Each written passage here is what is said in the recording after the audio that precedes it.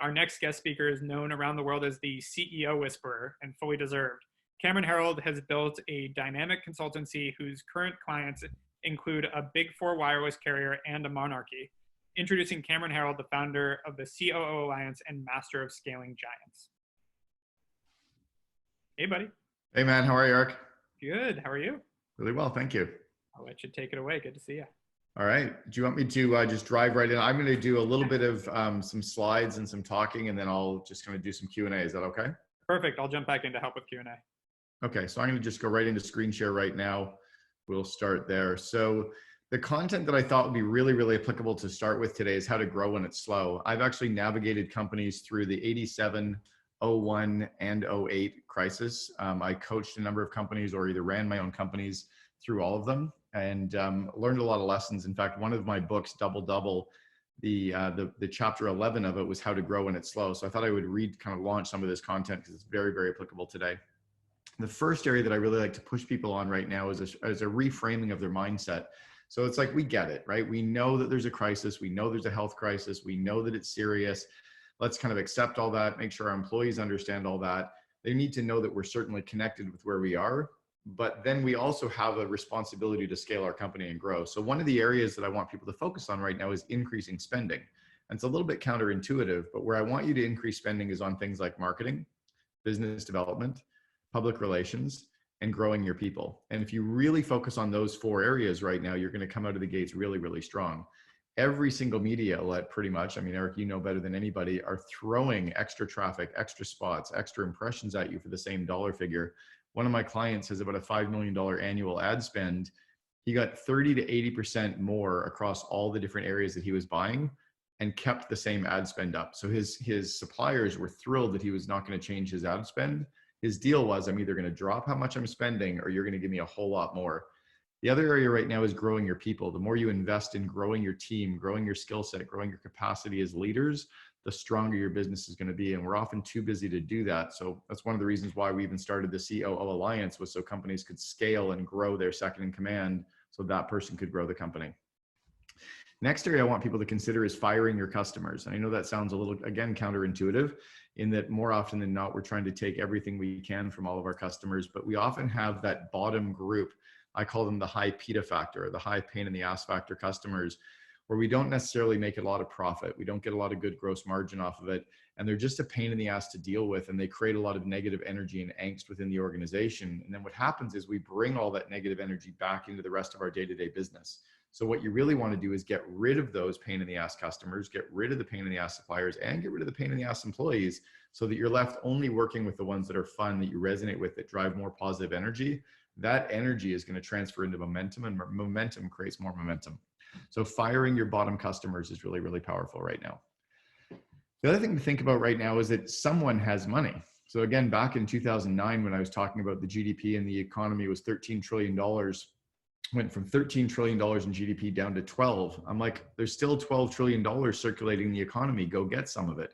You know, in every single economy, whether it's a down market or a boom market, somebody has a lot of cash and someone's not doing well. You can have the biggest bull market economy and there's people that aren't doing well. You can have the biggest bear market economy and there's businesses that are doing very well. Your job is to go identify the customers, identify the consumers who are more apt to be able to spend, and target them. You know, clearly the wrong group to be targeting right now is restaurants. They're shut down, but there's all kinds of businesses that are doing well. So transfer your focus and your energy towards the people that have money right now and target those people. Ray Kroc, when he built McDonald's, said that when your competition's drowning, stick a hose in their mouth. And I'm not that Machiavellian, but it's a really good time to eliminate your competitors. Right now, cash is king in a recessionary market. My belief is that we're going to go into about a 3-year depression / stagflation, where we're going to hit a really, really strong downdraft for a long period of time, buoyanced or buoyed by spending that the Fed's doing right now, which is great. But I think we're going to have a really tough slog for a couple of years. A lot of your competitors are really struggling right now. And any of your competitors that are 55 to 65 years old, they're tired, they're done. They don't have another 5 to 6 years in them to turn this thing around again. They'll happily sell you the business right now. You can also go after their customers. You can do what I call search and destroy and cut off their geometry. So do all the marketing around them to kind of cut them off, or you can hire any of their key employees. Business is a full contact sport. You know, even when we built 1-800-GOT-JUNK, when I was the second in command for that company, our core focus was to get into the top 30 metros, build those top 30 metros, but strangulate any of the people that were in those markets so that we could actually get really strong toeholds in them. And then we could buy the rest of the market, which is what we're doing now as a $450 million company. So your job is to take competitors out of the marketplace and then actually scale within that single marketplace that you're in. I talked a little bit about baby boomers right now being tired. They're the perfect people to do acquisitions. If you're doing a roll up to sell or doing any kind of a roll up strategy at all, where you actually want to acquire companies, these are great target companies to go after right now. Again, they're tired. They're more apt to want to have a target price that they want to sell for. They know that price has already come down, and they're willing to almost take whatever terms you give them so they can just walk away right now. Meaning that a lot of them will take 30 to 40% of the sale price over the next 3 to 5 years. They'll take the rest with bank financing. And if you do this properly, a small local regional bank will consider their 30 or 40% as equity in the deal. And you can do a roll-up consolidation play without having to put any of your own money down. One of my clients who's in the CO Alliance, we spoke yesterday, he's doing an acquisition right now of a company. He's putting 50% down. The owner's taking 50% over 3 years. The bank's not requiring him to put any money up. The deal will cash flow itself day one. So it's a really great opportunity strategically to go out and do acquisitions right now. I also have another client that I work with who is on the M&A side of things, and he's helping companies do the roll up to sell. So he knows that, let's say he can help you sell for 2 times revenue. And if you can go out and buy a whole bunch of companies for 1 times revenue, you know that you have that additional lever in between the 1 to 2. So it's a great opportunity to do a roll up, package the whole business together, and then sell in 2 or 3 years. It's a great opportunity for a lot of businesses right now. Start stealing. And what I mean by that is start stealing ideas in a legal way, right? My R&D stands for rip off and duplicate. I was always the dumb kid in high school and college. I only got 64% in university. But my dad taught me when I was very young that I'd never be smart enough to figure this out on my own. And he said, millions of companies have spent billions of dollars figuring stuff out. Just take the best systems from those companies, put those systems in place, and allow yourself to scale. So that's why I invest in joining mastermind groups. I go to TED conference. I'm a part of the Genius Network. I'm in Baby Bathwater, mastermind talks.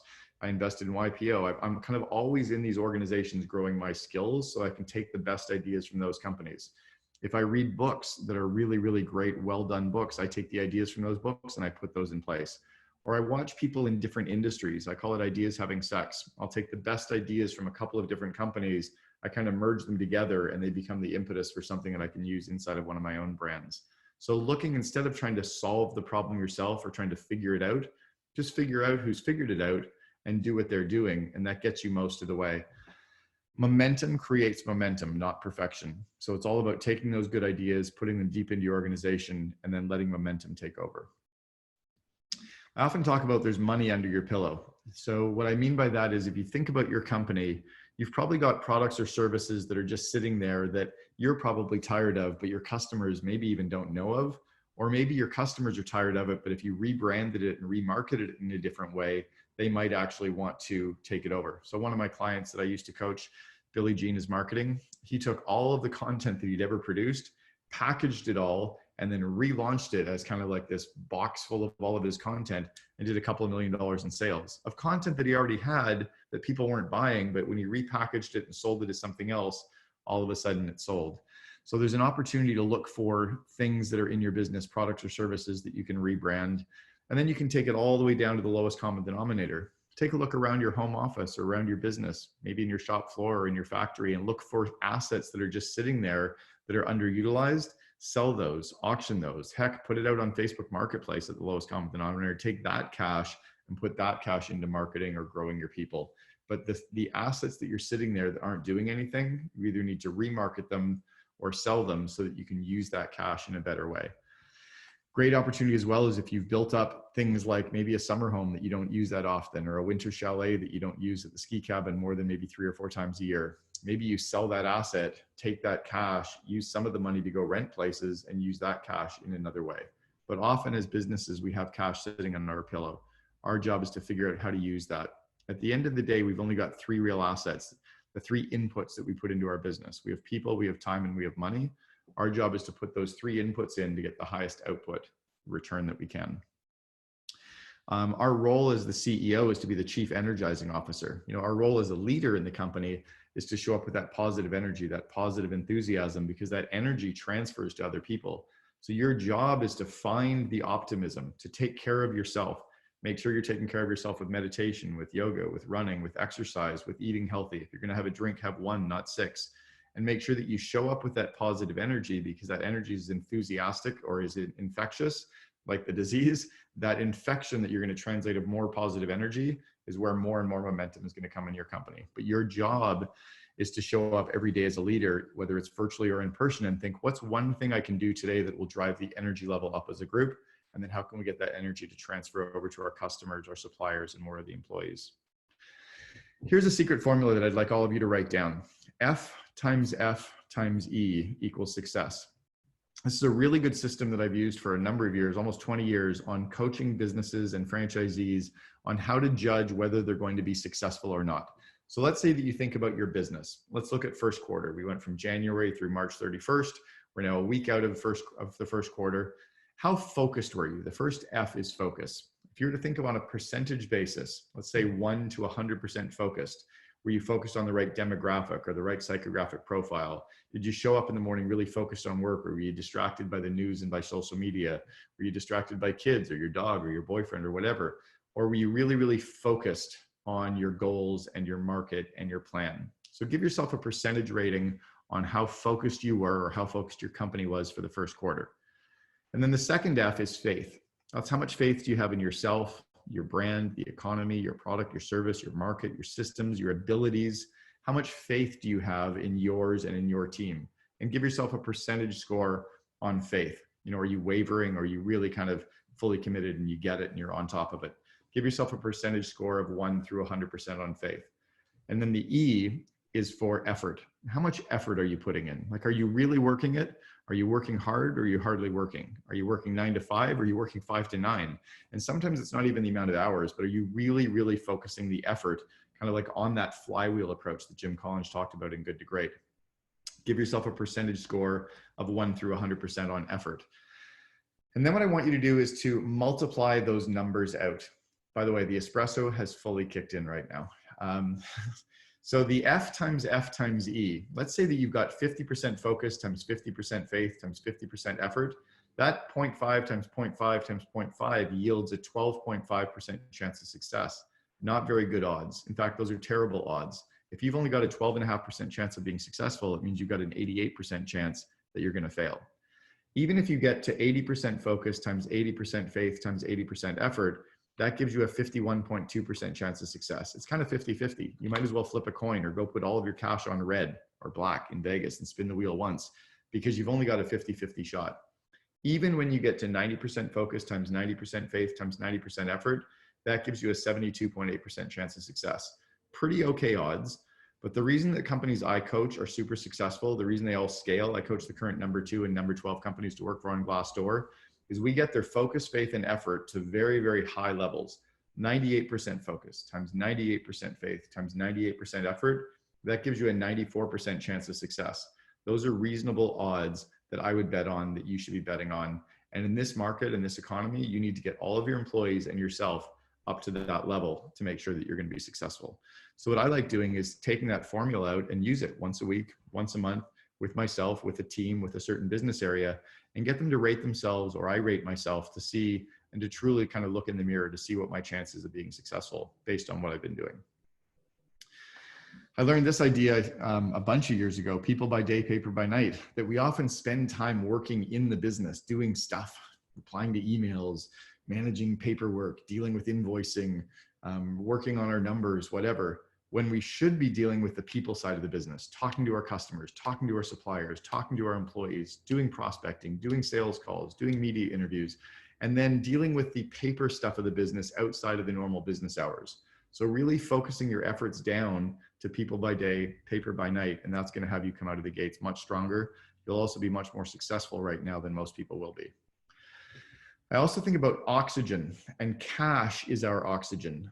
The cash that we have in our business, the needs for cash change as our company scales. As your company gets bigger, the needs and the way you use cash are going to change. When you're a small company, 100,000 in revenue, 300,000 in revenue, Oh, you're tight on cash. You don't pay yourself.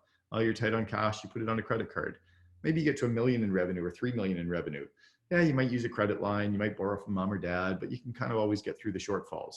You get to 10 million and 30 million, shit starts getting a little bit real. You get to 100 million and 300 million. If you run out of oxygen, you die. You can't go to a bank and try to borrow money when you're running out of oxygen. And the way that you run your company, the way that you leverage your balance sheet, the way that you utilize cash has to change. And if you're not changing the way that you manage your business, if you're not changing the financials and the way you look at financials as you scale past kind of the 3 million, 10 million mark, you're probably setting yourself up to run out of oxygen. I would make sure that you at least get a fractional CFO to give you advice on how to manage your business and your cash flow as you scale. Cash is king in a recessionary market, but oxygen, cash is your oxygen in all areas of growth. I always think about the 30%. This was a client that I was coaching last week said that the average business in his industry was going to be down by 30% this year. I'm like, that's cool. But I said, think about your fitness level. Where are you against all Americans? He goes, I'm in the top 1% of fitness. I said, okay. How about wealth? He goes, yeah, I'm in the top 1% for wealth. I said, how about of all the business in your industry, where are you there? He goes, I'm in the top 5%. So I said, if you're in the top 1% on fitness, top 1% on wealth, top 5% of all the businesses in your industry, why are you planning to be average and be down by 30? He goes, shit, you're right. I said, to be down by 30 on average, some have to be down by 50. Some are going to be down by 100. Some might go out of business. Some are going to be down by 10%. Some might be up by 30% to become an average of down by 30. So why don't you plan to be up by 30%? What would that look like? So all of a sudden, his entire attitude, his plans, all of our energy shifted. And now we're putting the plans deep throughout his organization to scale and to grow by 30%, while the average business in his industry will be down by 30. It's just a complete different shift, but not unlike our health, not unlike wealth, not unlike our fitness level. It's just focusing on the right things. Where your focus goes, energy flows. Last one is just to remember that you have to focus on growing. We have to understand where we are. We have to tell our team that we understand where we are, but we have to shift our focus into growth. And there's no time like the present to grow. Nobody's going to come along and tell you, okay, now you're ready. People just want to follow. More than ever in wartime, leaders have to lead and followers want to follow. So it's our job to rise up as leaders and start leading the organizations. So that is the information there. I'm going to try to stop the share. And hopefully that worked out. So Eric, I guess we're going to shift over into some Q&A now. And I can confidently say that worked out. That was awesome. Thank you. Okay, cool. I'll pull up the Q&A right now. Hopefully people have been submitting. And if not, let's see. A lot of encouragement, but not. Oh, here we go. So do you think company policies will change post-corona, being more lenient with employees remotely working from home? Do you think many company operations will decide to stay remote post-corona? 1,000%. Yeah, necessity is the mother of invention. So right now, because we've all had to shift to here, all companies are now experiencing, they're going, shit, this works. Wow, I can get rid of office overhead. Whoa, I don't actually have to see some of these people as often. We don't have all the distractions around the water cooler. Yeah, I think companies are really going to see that they can scale with remote teams. I have a client in Colombia with 800 employees. All 800 people were on site. Within 2 weeks, he moved 750 of them to work from home. He was spending last week just getting Wi-Fi put in place for the last 50 people to work remote. I think we're going to see huge, huge shifts in the way businesses are run for sure. Yeah.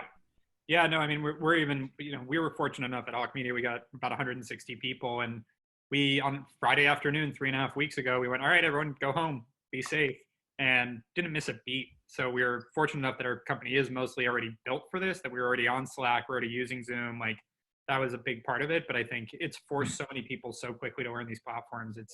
It's going to be a little harder to argue why someone actually needs to come in and sit at a desk all day, every day.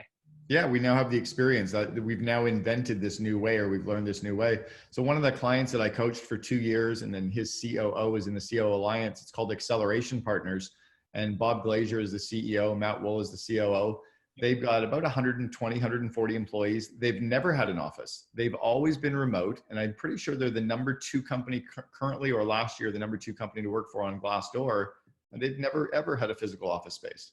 Yeah, and great guys. I mean, they really lead by example, and that's a great company. And just making sure everyone knows, to ask questions, just go onto Twitter and hashtag QCon, QCON, and we can answer some questions. So question from me, You mentioned the cash flow side of things and oxygen and keeping cash in the bank and how it changes at different sizes. What, as you mentioned, like, you're a $1 million company, hit a tough spot. You can maybe borrow from a friend or family or something like that to get through it. Once you get to 10, 30 million bigger, it starts to get harder and harder and harder. I know you have a personal experience of this that you've shared before. I'd love you to talk about that. I was just thinking about it as you were telling the story. So 1-800-GOT-JUNK. I was the chief operating officer. We'd gone from 2 million to 106 million system-wide sales. We went from 14 employees to 3,100 employees. And our CFO came in one day and she said, "We don't have enough money to meet payroll." We're like, "What do you mean? We had $5 million in the bank 6 months ago. We're profitable. We're growing like crazy. We're the #2 company in Canada." She goes, "Yeah, you've spent it all." We're like, "Well, let's just go to the bank and borrow it. Like, we've been profitable every single month for 59 months. We're making tons of money. We just spent $5 million because we spent it on bonuses and taxes, and we did an office move. We paid for a renovation cash. Like, look at how smart we are." She goes, "No, you guys are so stupid. The bank won't loan to you." So what happened was we'd taken all of our cash and spent it. What we should have done was taken all of our cash and gone to the bank and said, "Hey, we have $5 million in cash and this great history. Can we get a credit line or a loan for another couple million?" They would have said, "Yes, for sure." But because we spent all of our cash, they wouldn't loan to us at all. Brian, the CEO, went to his mom, Victoria, and borrowed $420,000 on Tuesday. We deposited into our bank on Wednesday. And on Thursday morning, we met payroll. But we had to meet payroll with $420,000 of borrowed money. Yep. Had we not done that, we never, ever would have been successful. We never would have made it. And that was it. You said about 100 million in revenue? That was about 100 million in revenue. So imagine you build a business that does $100 million in revenue for the audience, and you need to call your mom to borrow the money to make payroll. Like, and again, it was bootstrapped, right? You guys didn't raise money to build that company. We never raised money. We had no debt. We had no very successful company, great brand. The problem though was because we'd done it that way, we didn't leverage our balance sheet. We didn't understand how to run a $100 million business. Yep. Yeah. I mean, you gave me that advice a few years ago, and I immediately went out and got a line of credit, which we've never to this day haven't needed. But in terms of sleeping at night, that thing has been incredible. And it's especially now when we worry about who's going to pay us, what's going to happen, having some money and some bank relationships, have been really good advice that you gave me. So I wanted to make sure that got highlighted. Cool. Next question is, you talk a lot about reading. What are 3 books that you recommend in a situation like this that could be helpful to business owners? Well, one is The Hard Thing About Hard Things by Ben Horowitz. It's perfect. It's all about the wartime CEO. It's very specific, tactical take-home ideas on how to actually run a company in this tough time. Very, very strong. Second one is Insanely Simple. It's about the simplicity and the focus on simplicity in all areas of the business at Apple. The third, I would actually go with a novel that I would read for fun, but there's a lot of amazing leadership lessons in crisis. And it's about, it's called Endurance by Albert Lansing. And it's about Ernest Shackleton when his ship was wrecked 100 years ago in the Antarctic, and how he was able to get, over a period of just under 2 years, every single person survived, living on an ice floe, living on a remote island, going through 700 miles of water in a lifeboat, climbing a mountain that's only ever been climbed twice since. And saving every single person. Like, just an unbelievable true story. There's a lot of lessons on leadership and grit and tenacity and in really tough times that make you realize, like, we're going to get through this. And I think that's important. I think it's also, like, you make a really good point there. Don't get too bogged down in the information and just overload your brain here. Like, you also have to function. And so doing something more, fiction, I think, can also help, like, lighten it a little bit. Well, and the other thing is, like, none of this actually matters. This is just what we're doing to make money. Yep. Like, let's chill the fuck out and relax, right? This is just what we do to make money. We're all going to die. None of us are getting out of this alive. Yep. No, perspective's important. All right. So next question is, Cameron, what's your advice to commercial real estate business and operators in the light of what you just said about working from home? Well, I have a great alliance, part of the CO Alliance, Jonathan Kaiser, who works on behalf of the tenants to help tenants actually negotiate leases in these tough times. And he's a really great resource that anybody ever wants. I can introduce them. But on landlord side, man, get creative, bob and weave, and start actually getting to know your tenants and be likable. I think the problem for most landlords have been that they've been these godlike creatures that never really wanted to create relationships. And I think the ones that are going to do well are the ones that will somehow engage with the humanity of the tenants and get to know them and treat us like peers, treat us like co-partners. But I think the ones that are the big corporate, it's our way or the highway, are going to be in a lot of trouble. Yep, I totally agree. It's collaboration. It's being a partner. Next question is, are you not concerned about employees' productivity and lack of collaboration as a result of work from home? I like this question.